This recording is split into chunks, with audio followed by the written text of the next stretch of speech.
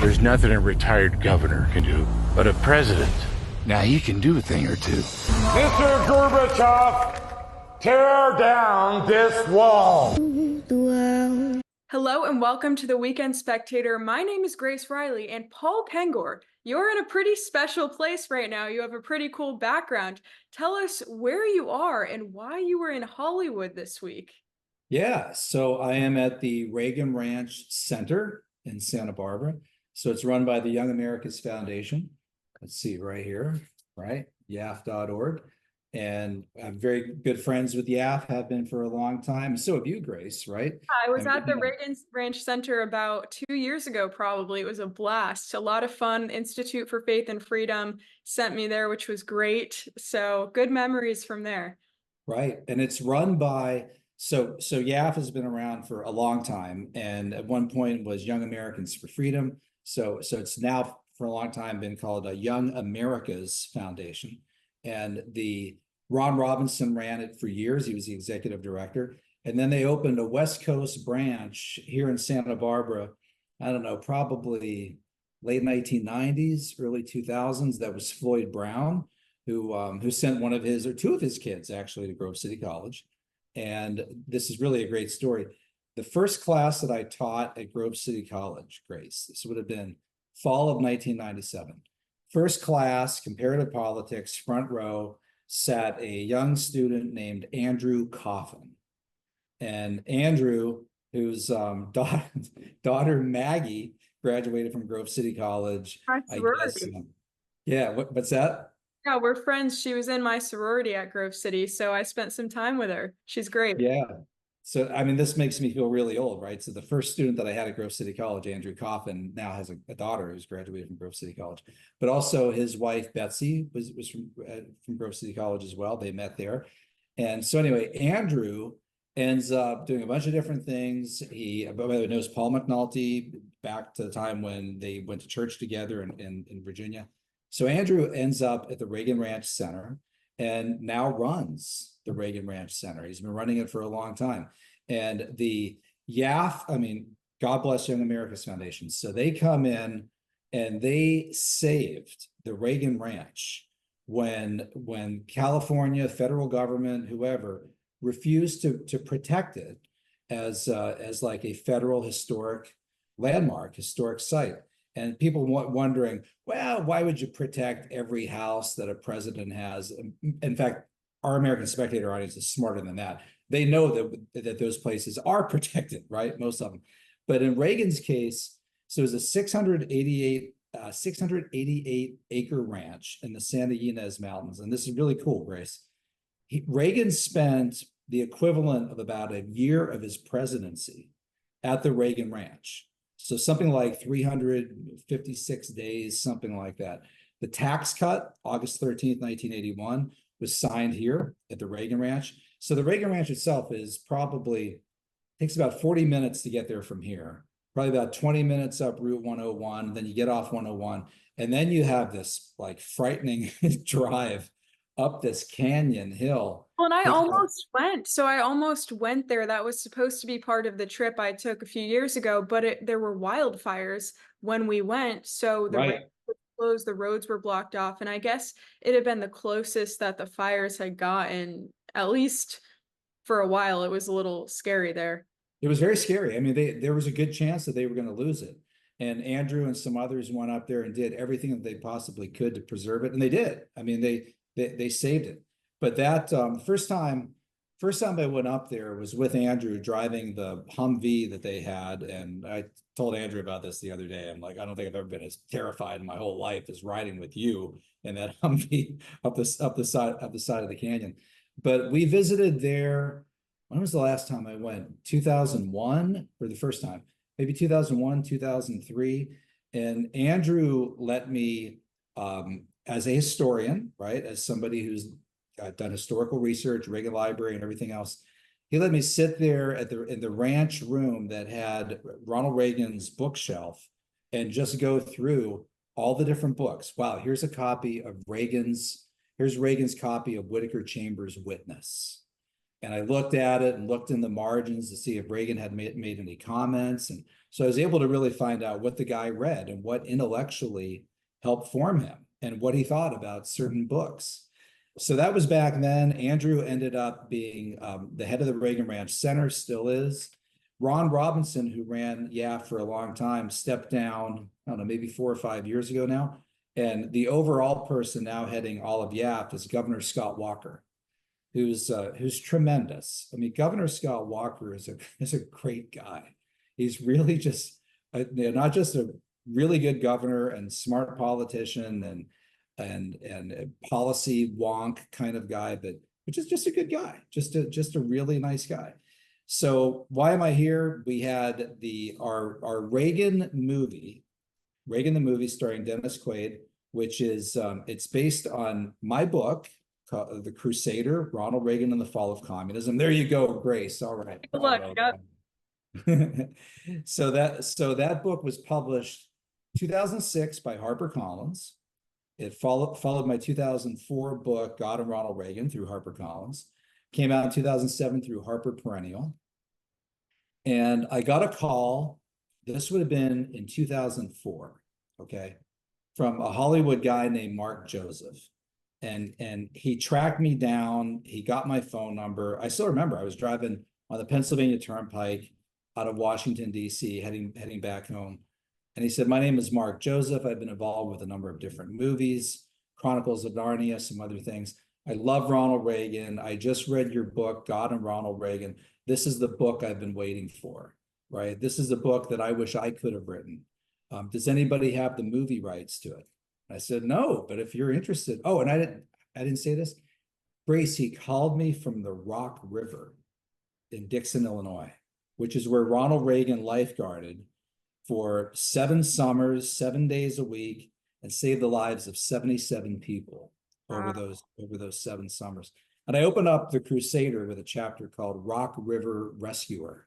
So I was talking to Mark about God and Ronald Reagan, and I said, well, that's really cool. Do you want to make a movie out of that book? But the next one that I'm doing, the follow-up, is called The Crusader, Ronald Reagan and the Fall of Communism. I begin it, Mark, I begin it at the Rock River. That's the one that I think you should base a movie on.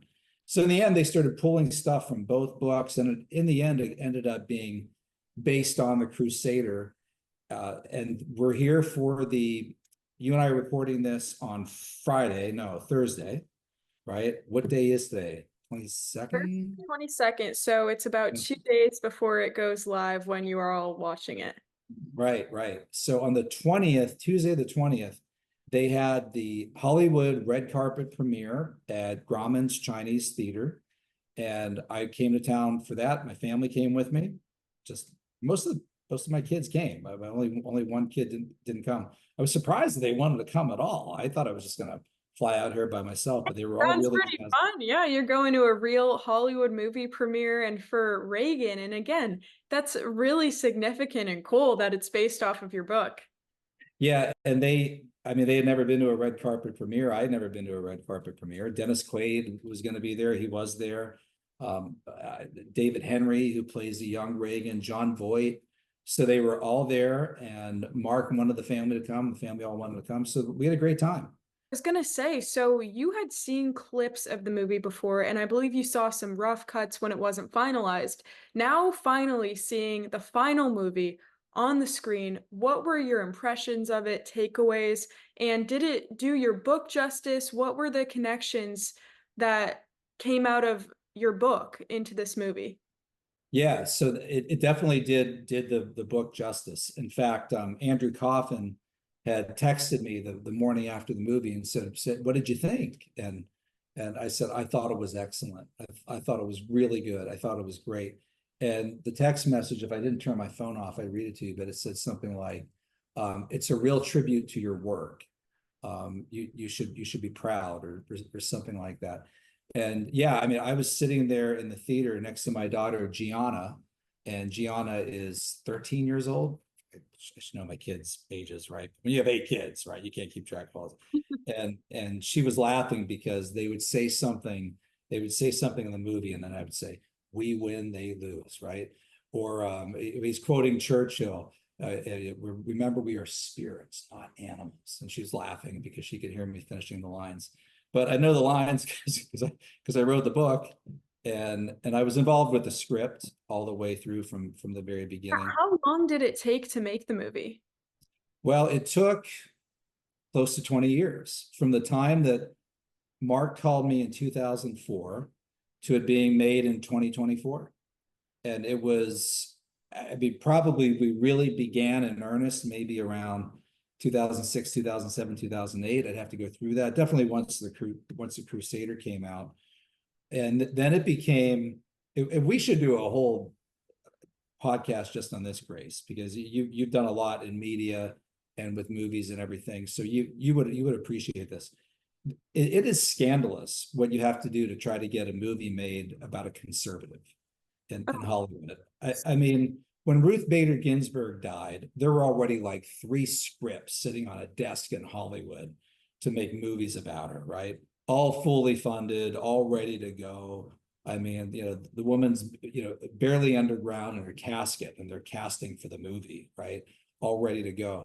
And here to make a movie about the icon of conservatism, of the Republican Party, the most popular president since Eisenhower, FDR. And it just took forever. It was so hard to raise money because we couldn't get conservative donors to give us any money. Yeah, and on top of that, even to advertise it, I know that there were problems. And just recently, Dennis Quaid spoke out because there were issues, I believe, on Meta where advertising was suppressed or banned. And it's the same kind of thing where even when the movies are made, getting them out is so difficult.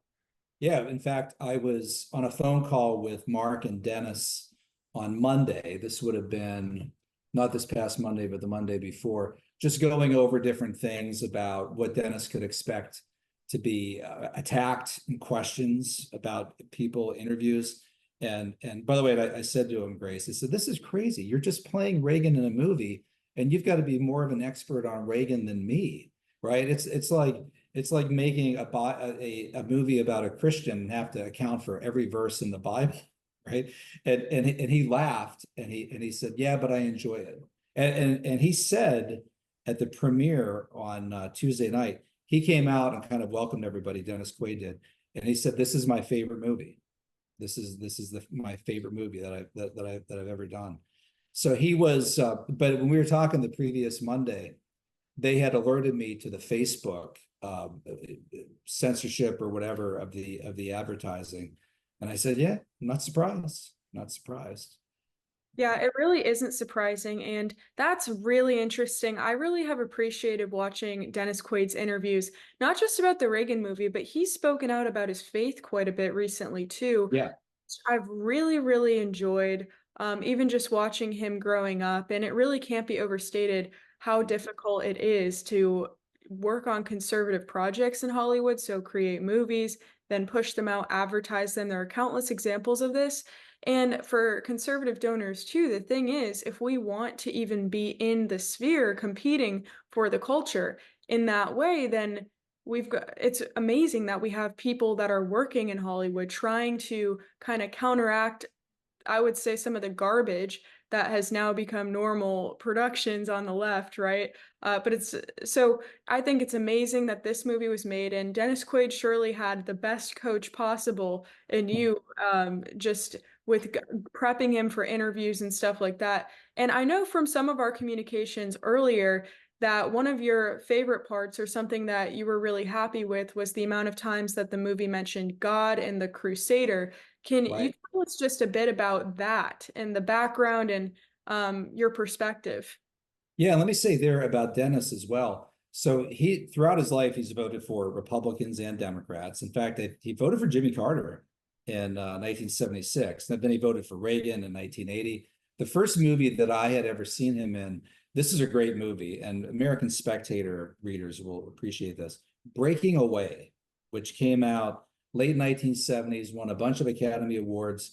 The screenplay was written by a roommate of Bob Terrell out of Indiana, out of Indiana University. And they filmed it all on the campus of IU Bloomington. And so Bob Terrell knows all about this. And the main character in the movie, a guy named Blaze, why can't I think of this right now? I did a whole article on this for American Spectator at the time that I met Dennis Quaid on the set of the filming of the movie in Guthrie, Oklahoma. So it was very ironic. I had just left Indiana and I was working on that article about breaking away, all the Spectator connections. And then my next stop was in Guthrie, Oklahoma.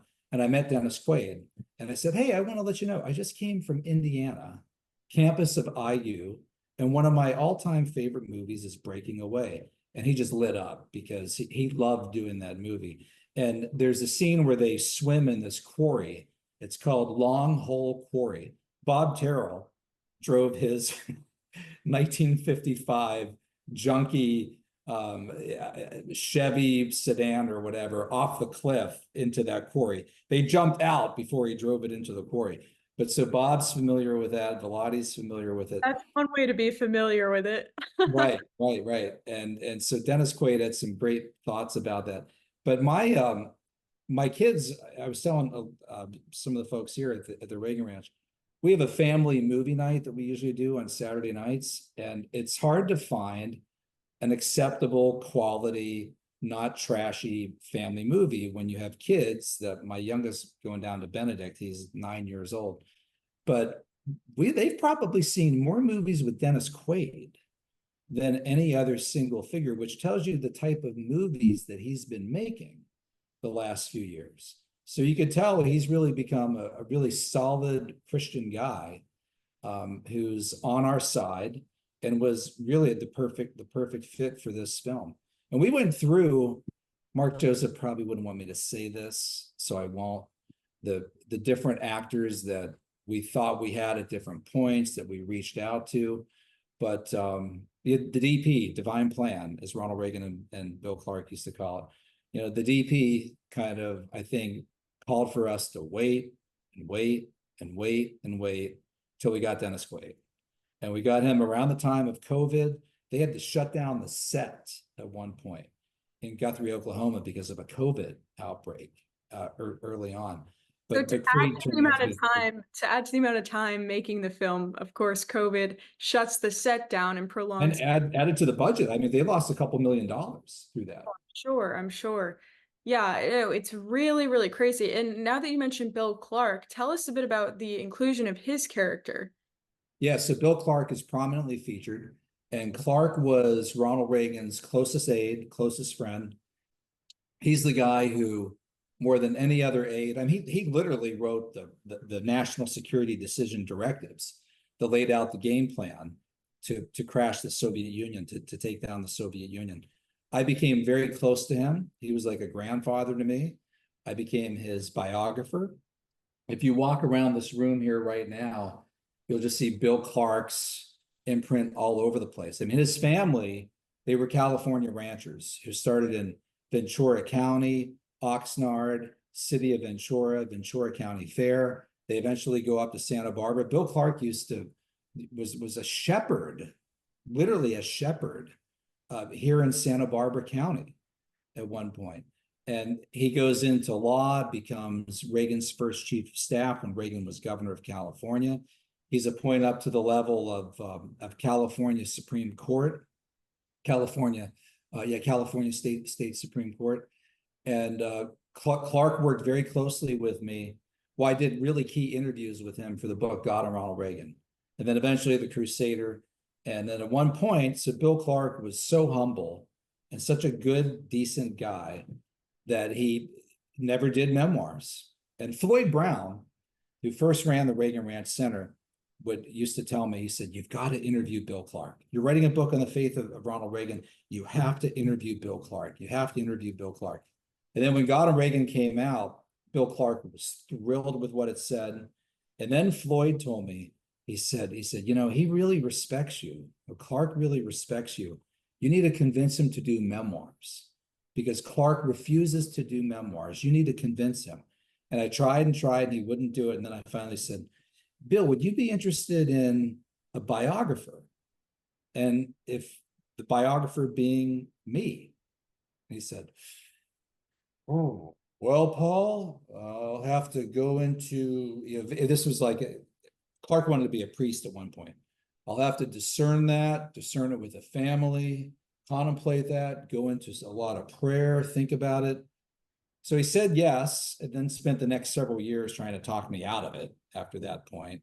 I don't know, Paul, I just feel that this is too self-important, self-aggrandizement. It's like, no, you've got all this stuff that you know about Reagan, Bill, but the world needs to know about this. I would carry around a little 3x5 note card of all the things that we could put in the book that are great about Reagan that people need to know. And that's how I would appeal to him. I said, Bill, we don't do this book, no one's going to know about the Suriname incident. No one's going to know about this. No one's going to know. You say, all right, Paul, all right, we'll do the book. And we worked hard to make sure that Bill Clark was in this film. And I would say that other than Nancy, he's probably the most frequent, probably the most common character in the film. Wow. And I was thrilled to see that. So happy to see it. I teared up a few different times.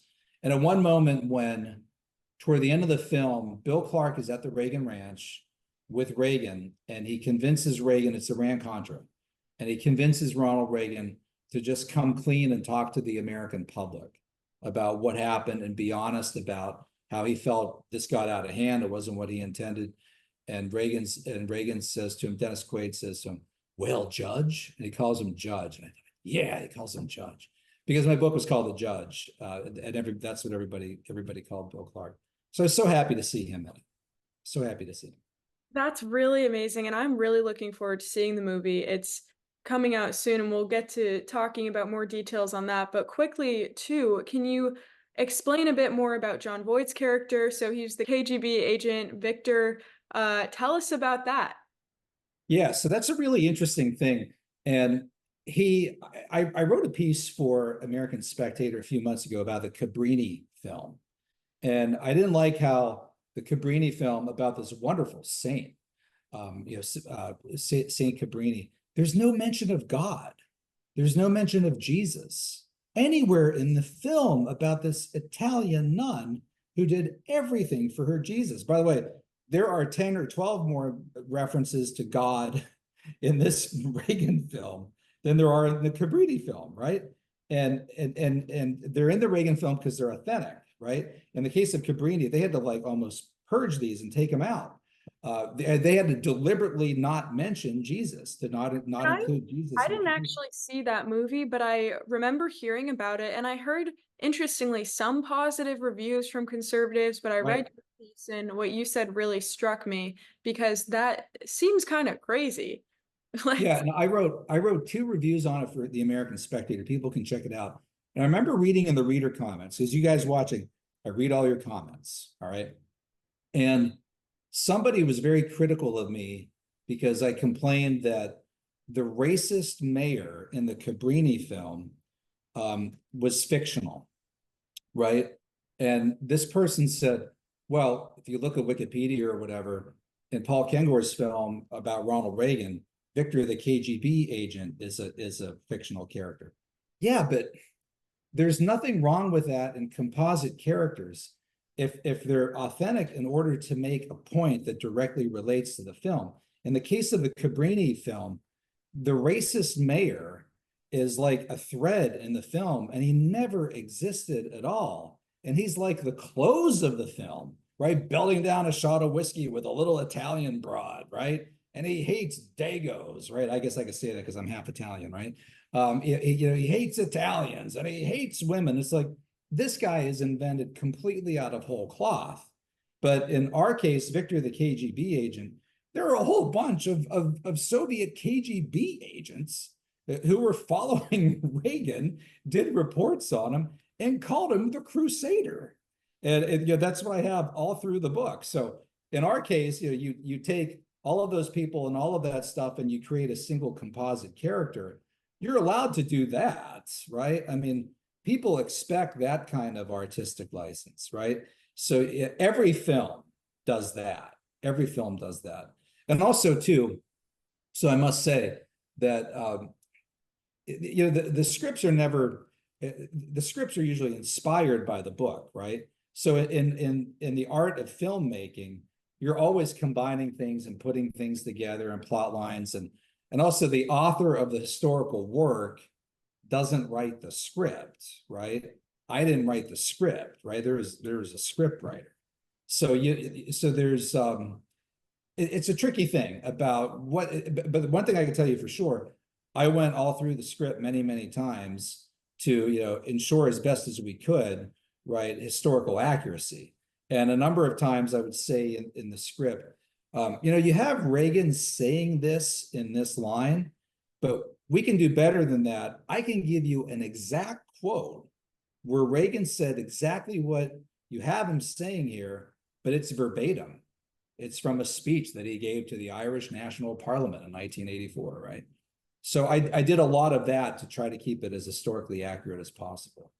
Yeah, and that's really amazing and super impressive. For everyone listening, I can say this because I had, not only do I just know you, but through classes with you, your memories got to be photographic. So you can pull these dates and the quotes out of everywhere. So you definitely were an excellent resource in that way to be able to just like pull the quotes in and make sure that it was as accurate as possible. And also, Reagan is not your first experience working on movies. Tell us about quickly The Divine Plan, Obama's America. Yeah, The Divine Plan, which Robert Orlando and I did together. And that was a follow-up to my book, A Pope and a President. And there is a script for A Pope and a President. The movie rights to that were purchased by Ponce Productions, my friend Scott Sander, who's based on South Craig Street in Pittsburgh and also in LA. He and his sons, Christian and Colin Sander. So that's out there. We've been shopping that script around. And Scott just did an excellent film called Hard Miles, which is the first major biking film since Breaking Away. People should look that up. That it's really great. It's really good. So I'm involved in that. The Divine Plan. What else did we do? Yeah, I was actually in Obama's America, the Dinesh D'Souza film. That when did that come out? Maybe 2010, 2012. I can't remember. It was a while ago. I'm not sure, but I saw that years ago. Yeah, that was one of the, and if not number one, number two largest revenue political documentaries of all time, behind maybe a Michael Moore movie. It's funny, on the way up here, we stopped in Ventura, and we would always stay in Ventura in the summers when I was here doing Reagan Ranch, Reagan Library research, because it's pretty close to Simi Valley. And I told one of my kids, I said, I remember seeing the movie Obama's America here in this theater when it first came out. And I'm sitting in the theater watching it with my two younger boys. And all of a sudden I show up on the big screen talking to Dinesh about Obama's communist mentor, Frank Marshall Davis. And I just kind of slid down in my chair and kind of covered up my head like that. I'm sure it's mostly a friendly audience, but that's kind of a weird thing to see. No, that's funny to see yourself in the theater like. Now, before we close out, any final thoughts, but also tell everyone when this comes out, when we can all see it. I know I'm getting ready. I'm going to get a group of friends and we're going to go to the theater and watch it. I'm super excited, especially having heard this firsthand account of the movie and of your time with even just Dennis Quaid and just your involvement, and hearing how the whole movie came about behind the scenes has made me even more excited to see it. I'm just gaining this insight. Yeah, and maybe we should talk about this in our next podcast, but I'd like to talk about some of the actors in the film. Penelope Ann Miller was amazing as Nancy Reagan, just fantastic. David Henrie was incredible as young Reagan, lifeguarding at the Rock River. But just to close up, because I know we're running out of time. So the movie premieres nationwide in about 3,500 theaters, Mark Joseph told me. That will be August 30th nationwide. Coming up. So it'll be in a town near you. And so watch for it that Labor Day weekend. Yeah, coming up again, I will be getting a group of friends, finding a theater and going. So it'll be exciting. But yeah, and folks, really, I mean, go and support this film. All right. Yeah. So in the future, conservative donors will support conservative films. And I should point out, this isn't really a conservative film. I mean, I guess people will see it as that, but it's very nonpartisan. Let me put it that way, right? People are going to love the stuff with Tip O'Neill and Ronald Reagan together. It's really uplifting, and it's going to make people think like, man, why can't we have this kind of unity again in the country like we did before? It's a very positive film. If you're a liberal, you're gonna like this. You should like this film. Well, and that You know carries, there's something wrong with you. yeah, and that carries the character of Reagan perfectly, right? I mean, Reagan is such a unifying figure that people unified around, and hopefully this movie can do the same thing. Because as you're saying, it's not conservative, it's actually just an American patriotic film That's about right. a figure that was unifying, that everyone loved, who had a sense of humor, carried his faith, and also, put his fist down and led our country. And it's really important that we all support projects like this, because it's one that doesn't have an agenda, really. It doesn't have an agenda. The only agenda was to take on and defeat a genuinely evil empire. And if you're a liberal and you don't like that kind of a movie, I don't know what to say for you, dude. Yeah, what I would say is go watch it anyway before you make your judgments if you're having conversations. But yeah, for the rest of us, it really does make a difference to go out and support these movies, especially as they open, because the amount of people who go in the beginning also kind of tells how long it'll stay in the theater. So it's That's right. go That's out exactly with right. your That's friends exactly when it launches and show the support, show the enthusiasm about this movie so that it performs better, stays in theaters longer, and so yeah. that this message of patriotism and unity can reach more people. That's right, Grace. Like Grace said, go see it the opening weekend. If you see it the opening weekend, there will be more weekends to follow, right? It won't be like a one and done. And so it really is important to see it early on right away. And wait for the DVD. No, go. It's so hard to find a movie that you like anymore at the movie theater, right? Here's one. Yes, So here's one.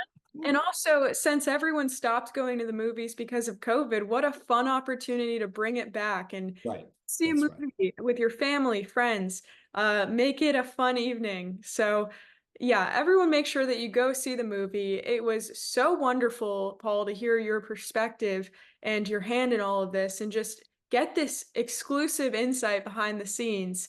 Everyone, make sure that you go and watch this movie. Go to spectator.org for more and make sure that you like and subscribe to stay up to date with our latest episodes. We will see you next week. See you next week.